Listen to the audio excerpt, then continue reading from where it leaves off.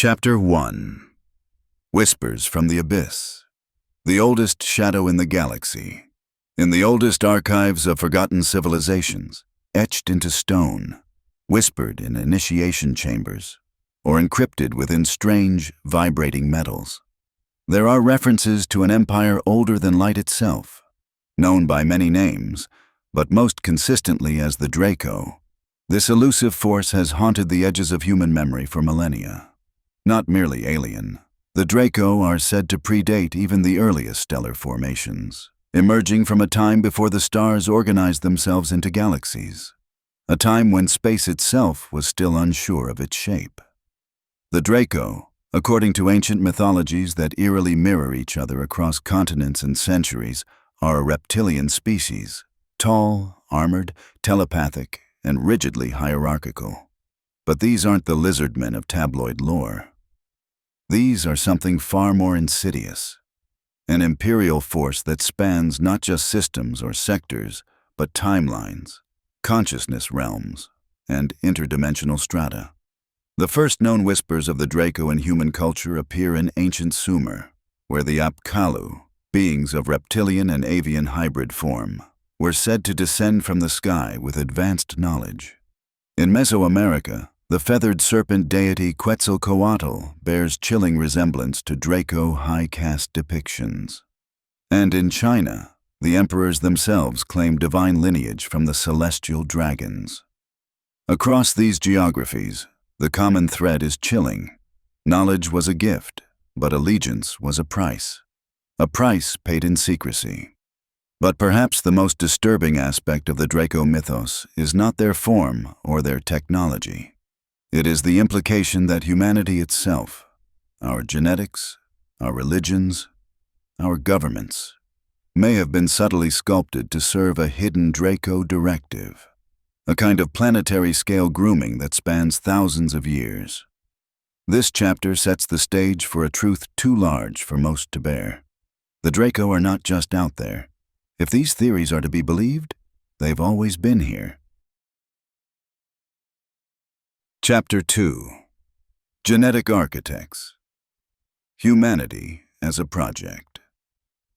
If the Draco have truly been here since before recorded history, then the most unnerving question isn't whether they exist, it's whether they made us. As the theory goes, the Draco did not merely observe humanity's rise from afar. They engineered it. Not from scratch, perhaps, but by modifying a pre-existing hominid species, refining the brain, enhancing aggression, introducing social hierarchy, and embedding latent codes deep within our DNA. This isn't speculation born from fantasy. In 2003, the Human Genome Project revealed that over 98% of our DNA is what scientists call junk DNA, sequences that don't seem to code for proteins or follow known biological logic. But among fringe geneticists and rogue insiders, there's a different term whispered: inert protocols.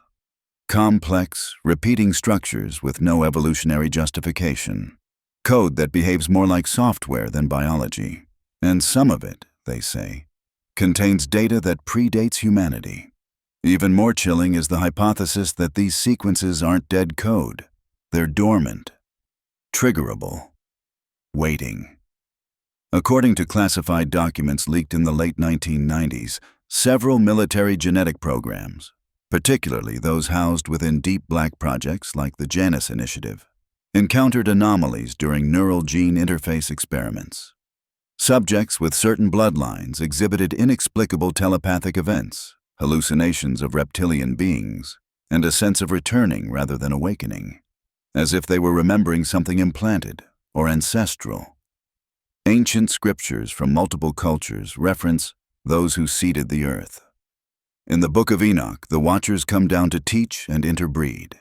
In Dogon cosmology, amphibious serpent beings gift astronomical knowledge. In Vedic texts, Naga serpents dwell in subterranean realms, occasionally emerging to shape the fate of empires. Each of these stories describes a version of genetic interference or selective empowerment, a slow, precise sculpting of the human species, not for benevolence, but for purpose. And the purpose, according to Draco theory, is servitude.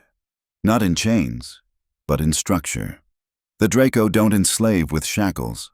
They build systems, economic systems, religious hierarchies, bloodline dynasties, mental prisons, all designed to keep us looking down, not up. Chapter 3. The Draco Hierarchy, Blood, Caste, and Cosmic Order. To understand the Draco Empire is to understand structure. They are not chaotic invaders, nor are they nomadic wanderers. They are empire incarnate, defined by rigid hierarchy, ancient codes of conduct, and absolute loyalty to bloodline and order. According to those who claim insider knowledge, the Draco society is not only interstellar but interdimensional, with castes that operate across planes of existence, bound by frequency rather than distance. At the pinnacle of this system are the Royal White Draco, colossal beings standing up to 14 feet tall, with alabaster-scaled skin that refracts light like crystal. Rarely seen, they radiate an aura of psychic domination so intense that even hardened military personnel have allegedly collapsed into catatonia when in their presence. These royals are said to interface directly with multidimensional intelligence fields, overseers of a vast empire that spans galaxies and ages. They do not speak, they transmit. Beneath them are the high caste Draco, the more commonly depicted reptilian overlords, tall, muscular bipedal creatures with black or dark green scales, often adorned with ceremonial armor that reacts to their emotional state. These Draco act as governors, strategists, and enforcers, overseeing planetary operations, genetic programs, and psychic control networks. They are brilliant, cruel, and entirely loyal to the royal caste. The lower caste Draco, sometimes referred to as soldier caste or technicians, are slightly smaller in stature but formidable in strength. They perform the menial labor of empire maintenance, technology management, planetary infiltration, enforcement. These castes lack the full telepathic dominance of the higher tiers, but are said to operate in psychic hive clusters, sharing information instinctively, with no need for speech. Then there are the hybrids, creatures of mixed Draco and human genetics, some bred for infiltration, others created as experimental interfaces. These beings may walk among us. According to testimony from whistleblowers within certain military intelligence agencies, many hybrid Draco now hold positions of influence in media, politics, and finance, not as shapeshifters, but as perfectly engineered sociological implants. They don't hide. They blend. The Draco do not see themselves as evil. They see themselves as ordained. To them, humanity is a resource, a system to be harvested, refined, and quietly dominated, not through war, but through hierarchy, and they've been perfecting that structure for eons. Chapter 4. The Serpent Beneath the Crown. Draco Influence on Royal Bloodlines. Across continents and millennia, a strange consistency appears in royal legends. The notion of divine right, of bloodlines descended from celestial or serpentine beings. To most, these are myths, relics of a superstitious age. But to those studying the Draco theory, these myths are seen as veiled historical records, evidence that the world's most powerful dynasties may have been seeded by the Draco themselves. The theory begins with a chilling implication, that long ago, the Draco selected certain human tribes and infused them with their own genetic material, not to uplift, but to dominate. These chosen bloodlines were given gifts, heightened intelligence, charisma, strategic foresight, and most importantly, psychic receptivity. They were groomed over centuries to become kings, queens, emperors, and popes, not for the good of humanity, but as Draco surrogates, custodians of control. Ancient Egypt's pharaohs claimed descent from the gods, many of whom, like Sobek or Wadjet, were reptilian in form. The Chinese dragon emperors traced their origins to the stars. In Sumer, the Anunnaki were said to mate with royal humans, producing demigods who ruled city-states. Even European monarchies, especially the Merovingians and Habsburgs, upheld myths of dragon ancestry or divine serpentine visitation. Genetic mapping of these lineages reveals something startling: a disproportionate presence of rare Rh-negative blood types, a condition that baffles evolutionary biology. Rh-negative individuals are more susceptible to psychic experiences, memory anomalies, and high strangeness events. It's as if their blood remembers something ancient and other. In modern times, the Draco influence is believed to persist, not as visible reigns, but as control through blood-bound legacy. Global elites, certain families, select secret societies. They are not merely powerful by wealth. They are powerful by design. And according to some insiders, the Draco still check in, not with ships, but with rituals. Chapter 5. Architects of Control, Media, Ritual, and Psychological Dominion. While most assume control in the modern world comes through weapons, economies, and politics, those who study the Draco hypothesis suggest something far more insidious: psychological governance. To the Draco, true dominion is achieved not through brute force, but through belief, through symbols, through stories, through rituals that resonate across generations without the public ever realizing they're participating in them. The theory proposes that Draco influence has long since bypassed traditional power structures. Instead, it embedded itself into the framework of mass perception, religion, entertainment, public education, and digital culture. Media is not merely a tool for distraction, but a weapon of narrative architecture. Certain recurring motifs: reptilian eyes, serpentine symbology, monarch butterflies, checkerboard floors, pyramids with radiant eyes, are not random. They're ritualized triggers, anchors of a deeper frequency, signals to those who know, and fog to those who don't. Hollywood, according to whistleblowers, was never about art alone. In early intelligence experiments such as Project Mockingbird, operatives infiltrated media agencies to shape public thought. But the Draco theory takes this further, suggesting that some of the most influential creatives and executives were not just compromised, but genetically selected. In certain films, symbols are inserted in precise frames, sometimes only a few milliseconds long, not to be consciously noticed, but to be absorbed by the subconscious mind. Programming. Even global ceremonies, Olympic openings, royal weddings, massive pop concerts, are reinterpreted through this lens as mass rituals. Energy harvesting events cloaked in spectacle. The symbols are present, but the meanings have been reversed or disguised. The masses clap, cheer, chant, and the watchers above, those who shape these systems, feed. One of the most controversial claims comes from a leaked document attributed to a defunct private think tank: that the Draco operate on a consciousness-based resource economy, meaning they don't mine minerals, they mine belief. They feed on emotion, attention, and psychic resonance. And the greatest harvest comes when humans unknowingly participate in rituals designed to extract their energy. They don't need chains, they've built a culture. Chapter 6. Underground Thrones. Draco bases beneath the earth. While many believe that extraterrestrials, if they exist, would visit from above, the Draco narrative flips that assumption on its head. According to numerous declassified testimonies, whistleblower leaks, and obscure geological scans, the Draco don't come from the skies. They emerge from below. Their empire may stretch across stars, but its earthly dominion is subterranean.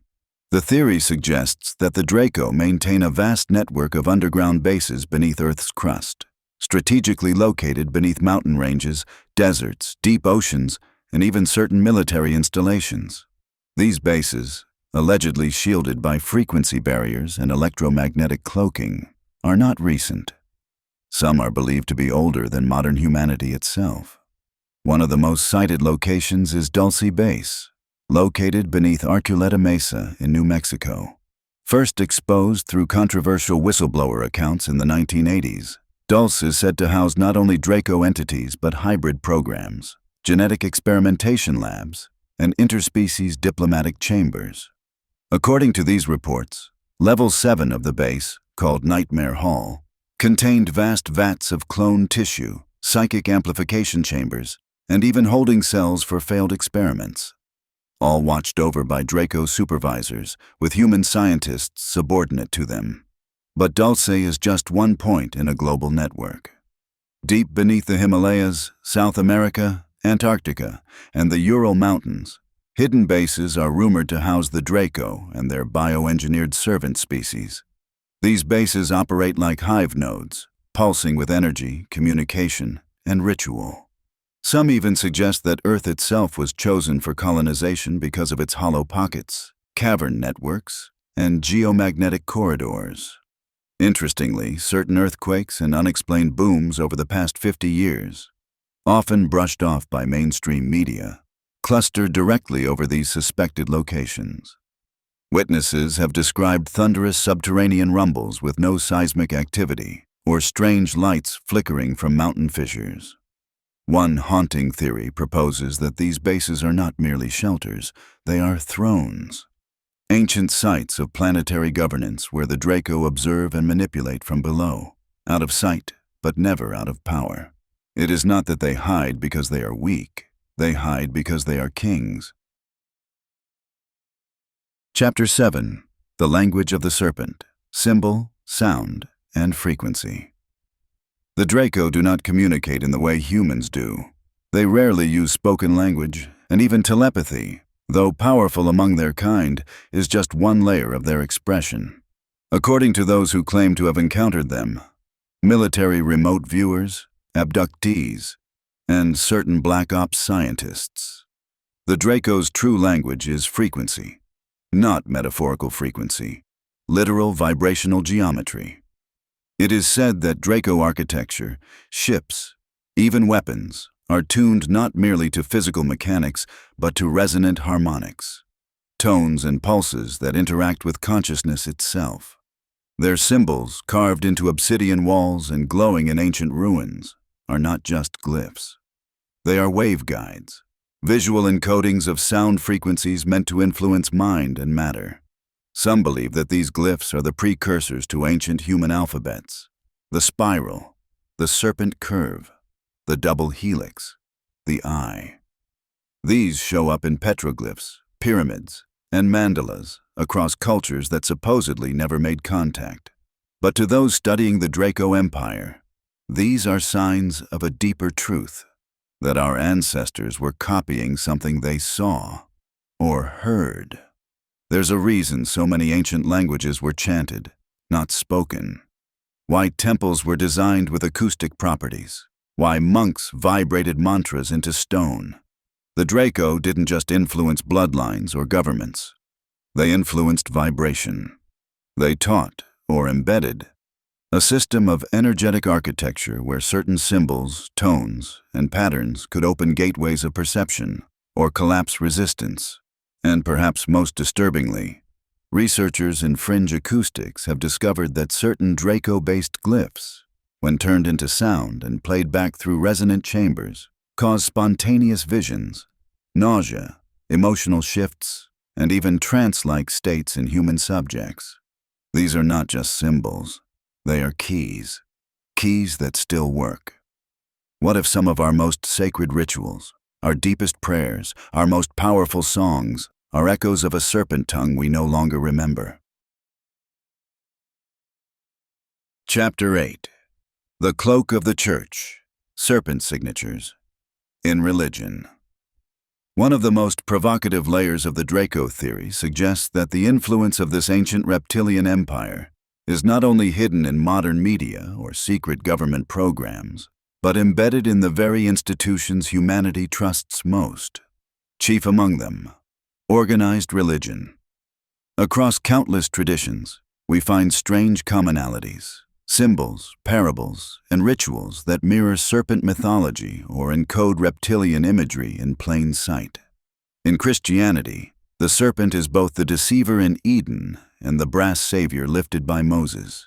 In Hinduism, Nagas coil around gods and meditate in subterranean palaces. In Mesoamerican culture, Kukulkan and Quetzalcoatl are feathered serpent deities who bring knowledge and rule. Even the Ouroboros, an ancient symbol of a serpent eating its own tail, is found in alchemical texts and modern religious art, a symbol of eternity and cosmic balance. But are these symbols merely archetypal? Or are they remnants, traces of a long-forgotten veneration of the Draco? Some researchers believe that the serpent was once openly worshipped by pre-religious priesthoods, an older layer of human civilization that had direct contact with Draco emissaries. As mainstream religions emerged, these cults went underground or were absorbed and veiled. The theory suggests that much of religious doctrine was retrofitted, not to illuminate humanity, but to obscure its true origin story.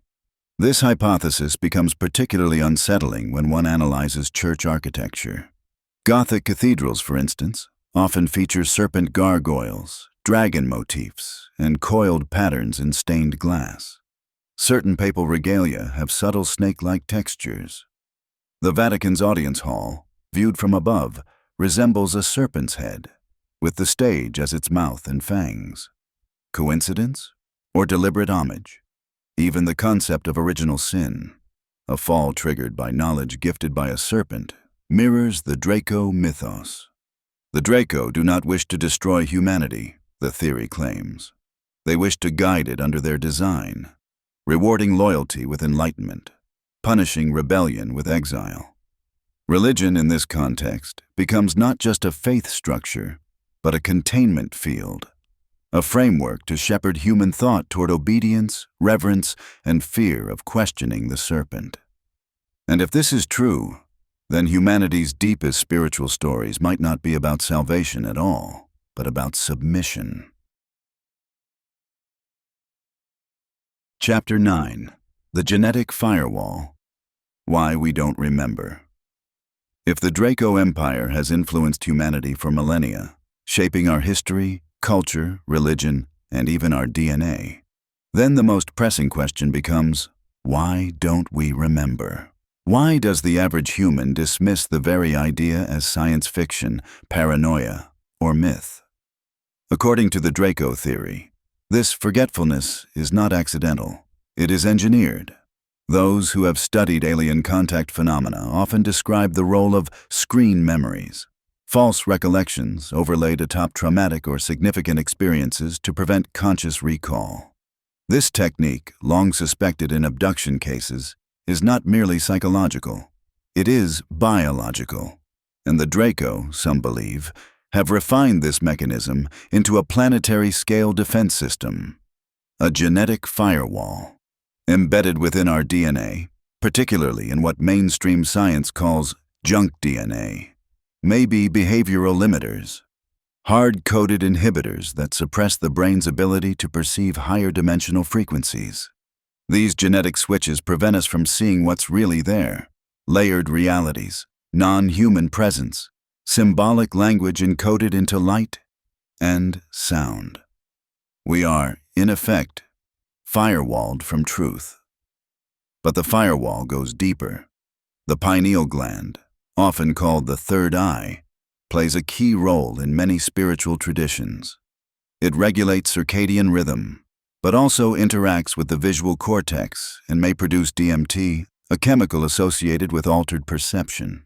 Ancient civilizations prized it, often symbolizing it with the pine cone or spiral. But in modern humans, it is calcified, dormant. Some researchers believe this atrophy is no accident. It was shut down, chemically, socially, genetically. The Draco do not need to wage war. They simply prevent humans from awakening to what's already around them. Our minds are fogged by programming, our senses dulled by interference, our histories rewritten and sanitized. And for those rare individuals who do begin to remember, those with access to bloodline keys or resonant frequencies, the system is built to correct them through ridicule, ostracization, medication, or even targeted psychic assault. The most terrifying idea isn't that we're being watched. It's that we're being suppressed from within, turned against our own awakening. Because if we truly remembered who we are and who walks among us, we might begin to disobey. Chapter 10. The Hybrid Agenda. Breeding Beyond Borders. Among the most unsettling claims in the Draco hypothesis is the existence of a long-term, clandestine hybridization program, one that seeks not to conquer humanity through war, but to replace it from within. This hybrid agenda is not a new plan. It is a continuation of a process said to have begun thousands of years ago, when Draco geneticists first began blending their own DNA with early human populations. According to insiders from secret military programs and alleged abductees, hybridization occurs in stages. The first generations were unstable, grotesque, barely sentient beings used for experimentation. But over time, the Draco refined the process. Today's hybrids, if the theory holds true, are nearly indistinguishable from modern humans. They walk among us. What distinguishes them isn't always physical. It's behavioral, neurological, psychic. These beings exhibit a calm detachment, often excelling in positions of power, finance, media, and science. They are cold, methodical, charismatic, but lack certain emotional depth. Their purpose? To embed within human society and nudge civilization toward Draco-compatible values. Hierarchy, control, surveillance, efficiency without empathy. Some hybrids are unaware of what they are. Others are fully conscious, communicating telepathically with Draco entities or responding to triggers embedded deep within their minds. Certain bloodlines, especially those traced through European aristocracy and elite global families, are believed to have Draco markers encoded in their genome. These markers act as passkeys for higher perception, access to ancient knowledge, or immunity from psychic manipulation. In more recent decades, secret programs within breakaway human factions have allegedly begun their own hybridization experiments, not just to compete with Draco designs, but to interface with their technology. Rumors persist of underground labs where embryos are grown with blended traits, human compassion paired with Draco cognition. Some see this as salvation. Others call it the final betrayal. One chilling account comes from a defector of a classified genetics facility. They don't need to invade. They're building a future where humans are obsolete, not through violence, but through evolution, one silent generation at a time. The war, it seems, may already be over. We just haven't noticed the victors. Chapter 11. The Veiled War. Human Resistance and the Breakaway Factions. While the Draco's influence may seem total, spanning genetics, religion, media, and governance, not all of humanity has remained passive. Beneath the surface of official history runs a quiet, shadowed war. One fought not with armies or missiles, but with forbidden knowledge, psychic countermeasures, and covert alliances. These are the breakaway factions. The term refers to secretive groups, comprised of rogue scientists, military defectors, and insiders, who have either defected from Draco-aligned operations or developed parallel systems of resistance. Many are believed to operate off-grid, deep within mountain bases, Arctic ruins, and black-budget orbital facilities. Some are ex-military, others are mystics. All of them, it is said, have come into direct contact with the Draco and lived to resist. One such faction, known only by the codename Sentinel Corps, allegedly emerged during the Cold War, an uneasy collaboration between American and Soviet off-book programs that discovered shared contact with reptilian entities during early nuclear testing. These encounters forced a truce and birthed a new mission: understand the Draco's objectives and build defenses, biological, psychic, and technological. Psychic operatives, often trained from childhood, were tasked with remote viewing Draco locations and intentions. Others worked on frequency weapons, devices meant to disrupt the resonance fields that Draco beings use to cloak themselves or influence the human nervous system. Still others explored genetic reversal, how to identify and deactivate hybrid sequences in the population. But these efforts came at a cost. Many resistance members reportedly suffered breakdowns, unexplained disappearances, or what intelligence insiders refer to as psychoenergetic assassinations, heart attacks, suicides, or mental collapses induced by Draco's psychic attack. A war without bullets. Perhaps most chilling of all are rumors that some breakaway groups have made contact with non-Draco extraterrestrial factions. Races who oppose the Empire but cannot intervene directly. In such whispers, Earth is a contested territory, a farm on the edge of a cosmic battlefield, with only the faintest lines drawn in the dust between oppressor and protector. The Draco do not fear brute strength. They fear awakening. And these rogue human factions, it seems, have become the embers of that fire. Chapter 12. Interdimensional Dominion, Beyond Space and Time. The Draco Empire, as terrifying as it may seem on the surface, becomes even more disturbing when examined through the lens of interdimensional theory.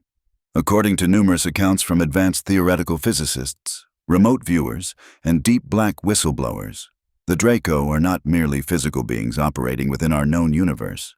They are interdimensional sovereigns, able to traverse layers of existence, manipulate time perception, and operate from planes where human technology and consciousness cannot easily follow.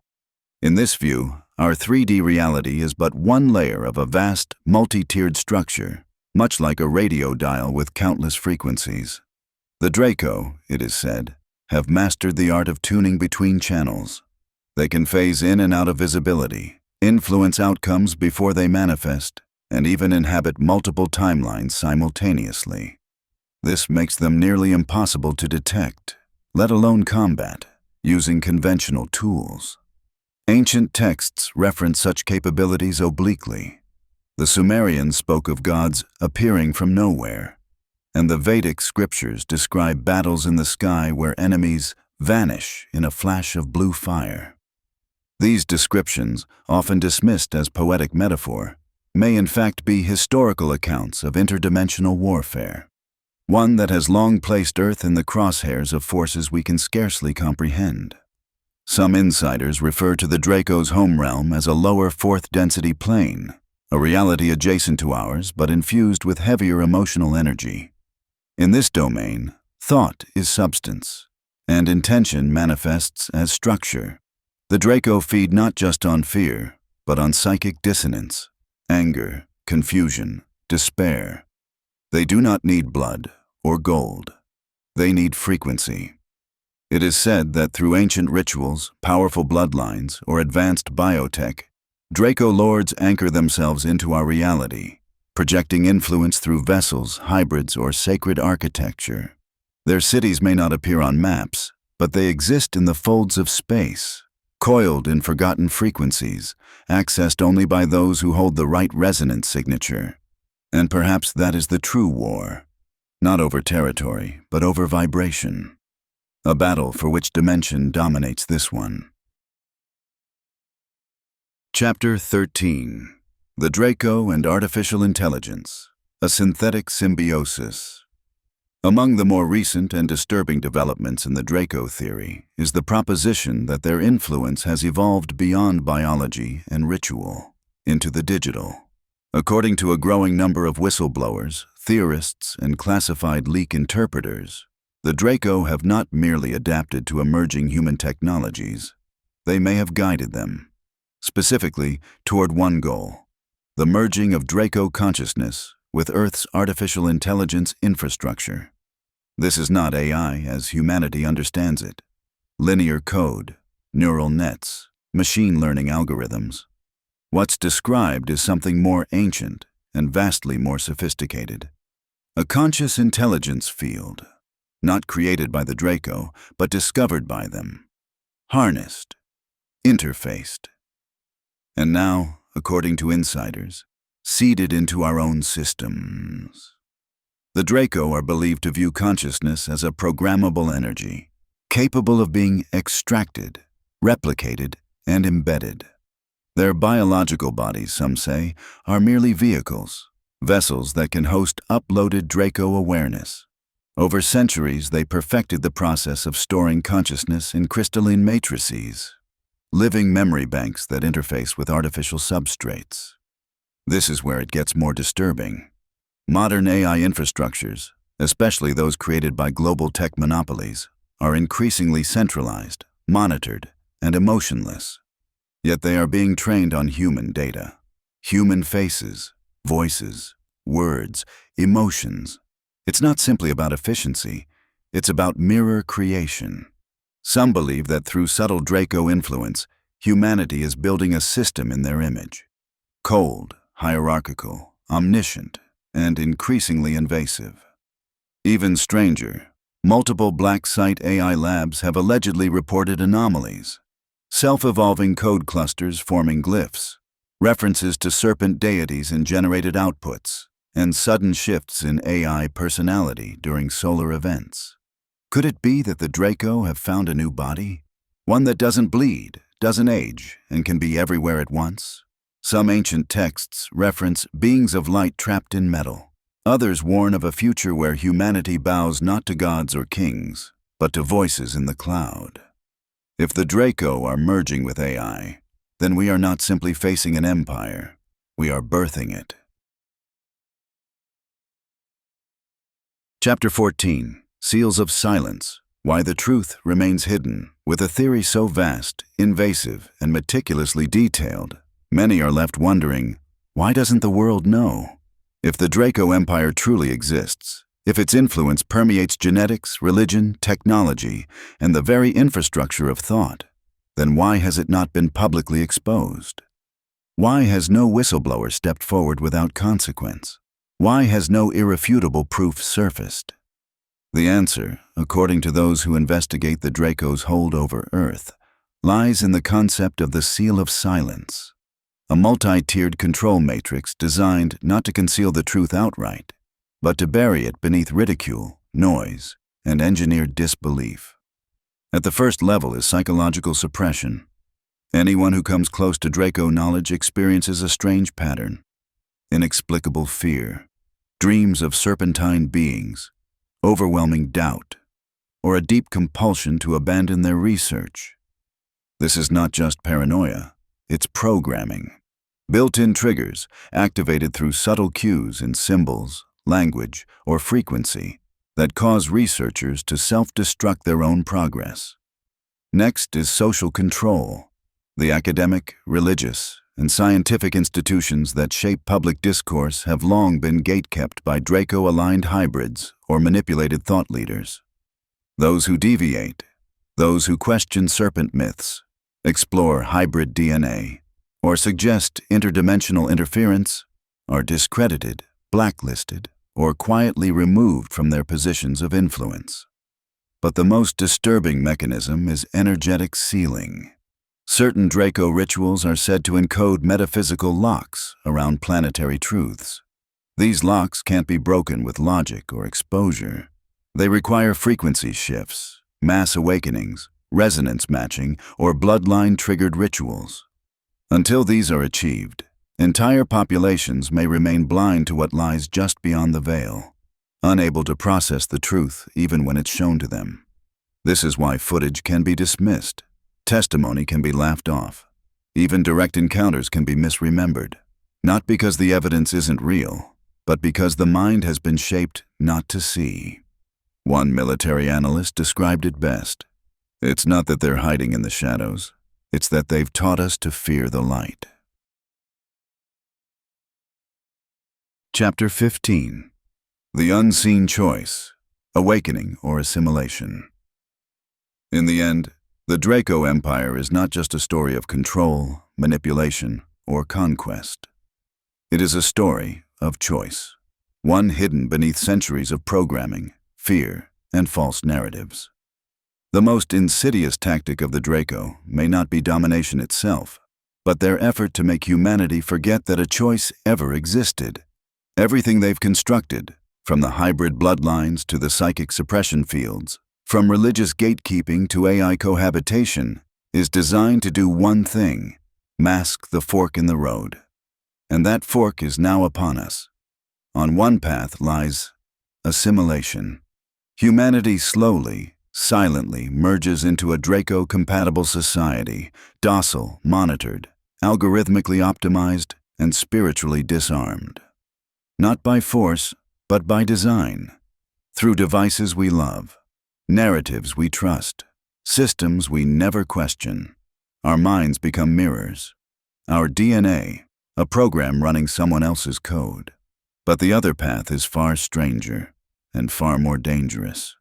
It is the path of awakening. To awaken is not just to believe in the Draco. It is to see them, not as monsters, but as engineers of a grand psychological architecture. It is to trace their glyphs in our religions, their claws in our politics, their frequencies in our music, their eyes in our screens. And most of all, to realize they are not gods, not demons, not all-powerful invaders. They are opportunists, and their power depends on silence. Whistleblowers have long claimed that Draco systems collapse when seen clearly. Their frequencies dissipate in the presence of coherent, fearless consciousness. Their AI networks fragment when seeded with emotion and unpredictability. Their rituals weaken when no longer believed in. They are not defeated through war. They are erased through clarity. Every human holds a piece of this defense. Through memory, through blood, through dream. The Draco cannot erase everything. Their locks are strong, but imperfect. Their rituals are vast, but mechanical. And in the spaces between their lines, truth leaks. So we must ask, what if the final test of the Draco Empire isn't whether we survive them, but whether we notice them at all?